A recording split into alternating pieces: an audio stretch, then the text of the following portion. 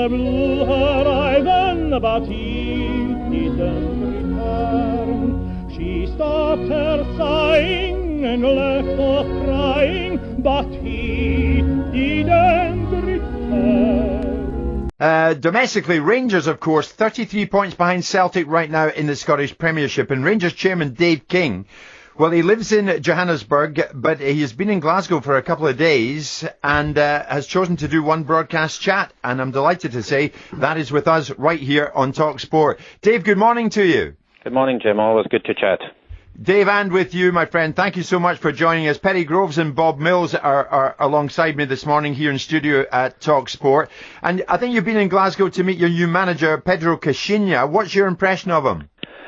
I had a fairly good initial impression, even before I met him, in the sense that, the executive subcommittee that was looking at the appointment of manager obviously went through the process over a period of weeks, interviewed a lot of people, and were giving feedback to me, prior to the selection. So it was quite good to personally meet up with him and see that he lived up to the glowing report that he received from the subcommittee that interviewed him. Yes, indeed. And what about adding to his backroom staff? I read this morning, Dave, that it were names in the frame like Alex Ray, John Brown, Lovenkrands, Barry Ferguson. Are you adding to his backroom staff? Yeah, I think that when Pedro came in, I think he was, it really was his personal request. I think he was very sensitive to, the potential impact of a foreign coach coming into Scotland, and I think Glasgow in particular, which I think as we all understand can be a very difficult environment for one to operate in, and I think he just felt that it would be important for him and to assist him to have someone on his coaching staff that understood, let's say, more of the local Scottish and Glasgow flavour of what football means in that city. Yeah, and do we know who that's going to be? No, we don't. My understanding is he's had a few interviews, and I think he's got another couple over the next few days, and then it's a decision that he is going to make, and he's going to make alone. It's just based on who I think he feels comfortable with, because it's not just about having a local flavour, but it's obviously got to be someone that can contribute both from a style and from a from a whole philosophical and structural view to meet what he believes is necessary to do the job as well. So he's looking for a right mix between his vision for the footballing side and a combination of that local knowledge and experience. Dave, the gap between Celtic and Rangers at the moment is probably the biggest that it's been in living memory. So for the Rangers fans, give them some. How do you propose to try and shorten that gap in the long term and the short term? I think really in the short term, I guess the appointment of Pedro is probably the main. Pedro and his team is the main opportunity I think we're looking at to bridge it. If one looks at it from a purely resource point of view, the resources available to Rangers are significantly above all other clubs, by a factor of a couple of 100%, other than Celtic. So my realistic expectation for this year was that we'd finish up somewhere. I'd like us to run Celtic a little bit closer, but accepted the fact that they would probably win the league. But I would expect the Rangers to be somewhere mid between, say, Celtic and, say, Aberdeen if they came third. So it's very, very disappointing, and what we've got to do now is obviously the ambition is to bridge that gap. But the interesting bit for us over the next couple of months is going to be to see whether Pedro manages to get more out of the squad, because it's really up to Pedro now to come in and look at the squad. He knows how he wants to play football going forward. He knows what the demands are for next season, and he's now got to look at the existing squad and see, what he can get out of them for the balance of the season and whether they can perform. I think that a level that's probably more appropriate, I think, for the quality of players that we do have at the club.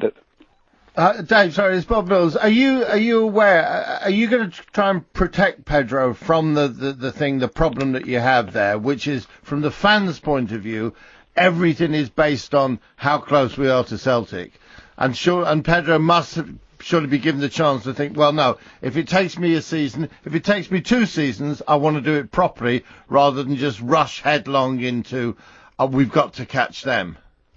Yeah.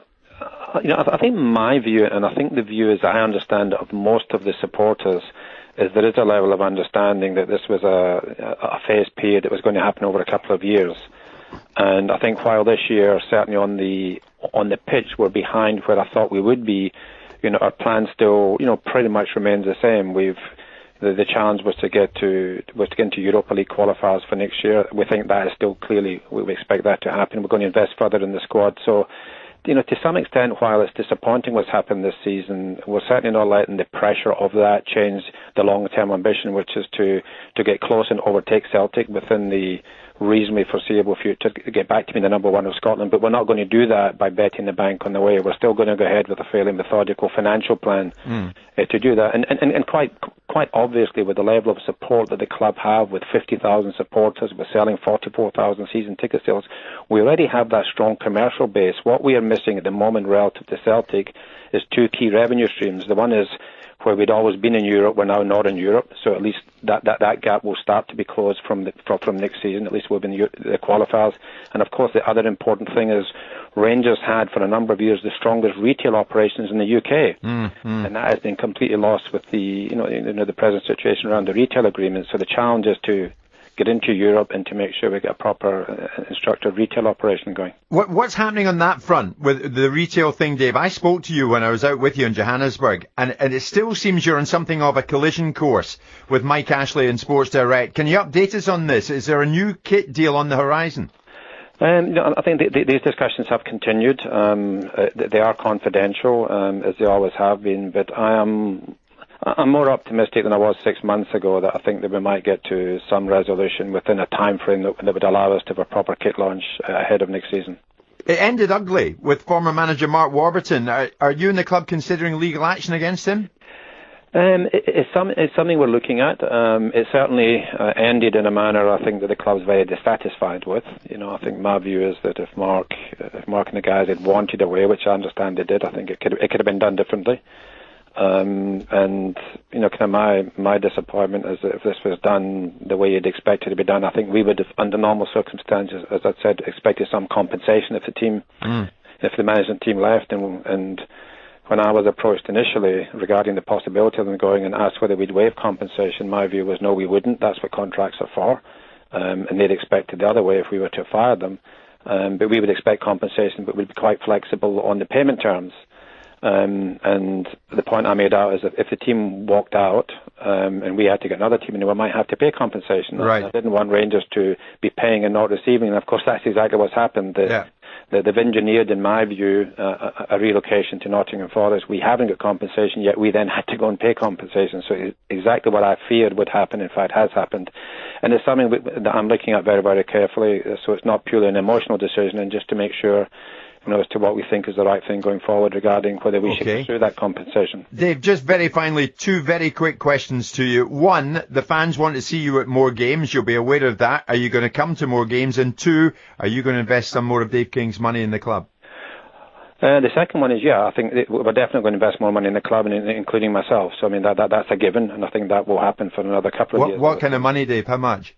It depends. I mean, I think Pedro's now got to look. We over-invested in Mark last year relative to what I thought, and Pedro's now got to come in and look and see what he feels that he's got in that squad, what he thinks he needs, and we will have to give him the support accordingly. Okay. So I'll wait till I hear from Pedro. And as far as the games are concerned, unless they relocate them to Johannesburg, I'm going to continue to watch on Rangers TV, which, quite frankly, I find quite adequate. Okay, Dave, good to speak to you as always. Any closer to a new director of football? Is that happening? It's certainly going to happen, but we're going about it the same thoroughness we did with the manager. We're not going to put under any pressure, so it is a process that's ongoing, and I would imagine it would happen sooner rather than later, but it's not imminent.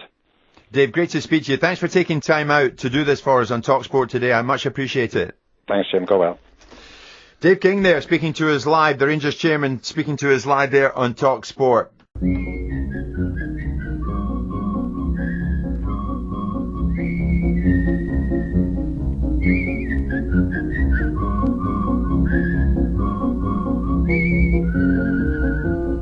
Suddenly she found her man from the church out he ran. There he was upon the harbour wall.